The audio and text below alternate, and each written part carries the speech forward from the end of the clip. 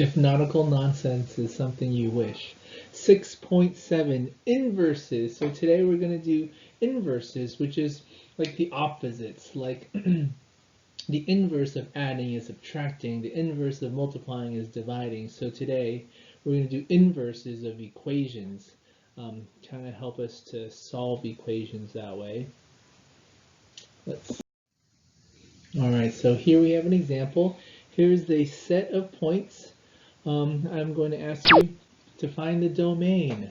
Remember, the domain is all the x values. And so you just have to look at the x values and then write them down. Notice I didn't write them down in the order that was given in the problem. I actually wrote them in the order from smallest to largest. So -3 is the smallest, and then we have 0 is the second smallest domain, and then we have 1, and then 4 is actually the largest domain. And I only wrote it from smallest to largest to make it easy to see the smallest number and the largest number. And it's also good for me when I'm grading a test or a quiz to quickly go through the numbers. The range, those are all the possible y values. There they are, -4, -2, 0, and 5. Again, I just list them in order from least to greatest. Is this a function? So in order for anything to be a function, the domain cannot repeat. So if you look at the domain, and if they repeat, that means that that is not a function. And in this case, none of the domain numbers repeat, so yes, this is a function. Now we have to write the inverse, the opposite. All right, so to do the opposite of the given, it's really easy. All you have to do is take the x and the y values and switch them. So there is the inverse. The 1, 5 now turns into 5, 1. The -3, -2 now turns into -2, -3. So basically you just switch the numbers around. Not that bad to find inverses. Now you just have to list the inverses domain. And there they are. It used to be the range, but now it's the domain. And then the range for the inverse is what used to be the domain is now the range. All right, so everything just switches around when you're dealing with inverses. Okie doke. Now you have to ask yourself, is the inverse a function? Well, if you look at the domain of the inverse, nothing repeats, which is good, which means we have a function. Yes. Let's move on to an equation. Oh, before we move on to equation, let's do some graphs using the vertical line test. You might remember from Algebra 1 to do the vertical line test to see if a graph is a function or not. So for example, looking at that graph, to know if it's a function or not, all you do is you take a pencil and you draw a vertical line anywhere. Maybe there. If it crosses only at one place, then it is a function. Here's another line, vertical line. It only crosses our graph in one place, and it doesn't matter. You can choose any point on the graph. That's not quite vertical, but as you can see, it only crosses it in one spot. When it only crosses the graph only in one spot, that means that this is a function. So this one's a yes. This graph is a function. Let's do another one. Sometimes you got a weird squiggly line. Let's draw a vertical line anywhere. If I draw a vertical line here, it only crosses it once. If I draw a vertical line here, it only crosses at once. If I drew it here, it only crosses it once. All right, so this is also a function. Let's look at an example where it might not be a function. What about here? If I drew in a vertical line, look what happens. It crosses our graph in two different places. So when that happens, that means this graph is not a function. Okay, so that's what I mean when vertical line, it touches the graph in two different places. Let's look at one more example. This last example is a little tricky. What about here? So if I drew a vertical line here, it only touches it once, so that's good.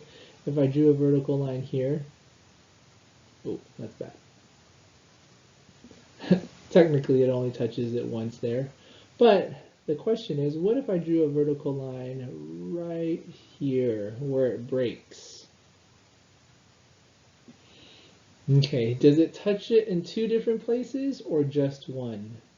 Well, let me go ahead and erase that right there. If you look, this is a closed circle and this one's an open circle. So when I did draw in the vertical line, it does touch the graph here. That's what the closed circles mean. But it does not touch the graph here, which means it only touched the graph once, which means yes, this is a function. All right, some tricky example. Let's move on. All right, steps to success. So these are steps to find a function's inverse. To find the inverse of a function, you first change the f of x to a y, switch the x and the y, solve for the y, change the y to f. That little -1 means the inverse. So that's the notation for inverse. I know it looks like f to the -1 power, but it is not. In this case, it means you have found the inverse of x. Okay? And so none of this makes any sense, but let's go ahead and show it in an example. All right, so I wrote that in the very top corner over there. All the steps we have to take to find the inverse. So, for example, I give you this little equation, and then I ask you to find the inverse. You're going to follow the steps. Step 1 says to change the f of x, so it's a y. So there it is. Instead of f of x, I wrote a y. Step 2, switch the x and the y. So now the y becomes the x, and the x becomes a y. Just like when we had that point to find the inverse, we switched the x and the y. Same thing here. The y becomes the x becomes the y. Step 3, solve for the y. To solve for y, first step, subtract 7 from both sides. Continue to solve for y, divide both sides by 3. And that's what we have. And then step 4, change it to that little inverse form. So the y is now f inverse of x is equal to x minus 7 over 3. So that red equation is the inverse to our original equation. They're considered opposite of each other. Just like the opposite of adding is subtracting, the opposite of multiplying is dividing, the opposite of the given equation is this red equation. So together, they're opposites of each other. They're inverses of each other. Okay, let's do another one. Find the inverse of this. So this one has a square root in it. First step is to make it into y. Second step, switch the x and the y's. The third step is now to solve for y. The first step in solving for y here, you have to square both sides. Square the left side, square the right side. That square will get rid of the square root. Next step, subtract 5 from both sides. There it is. And then the last step, divide both sides by 2. Okay? And to finalize it by putting it into that inverse notation, f inverse of x is equal to x squared minus 5 over 2. That's how you find the inverse. All right, let's do one last example, but this last example is kind of long.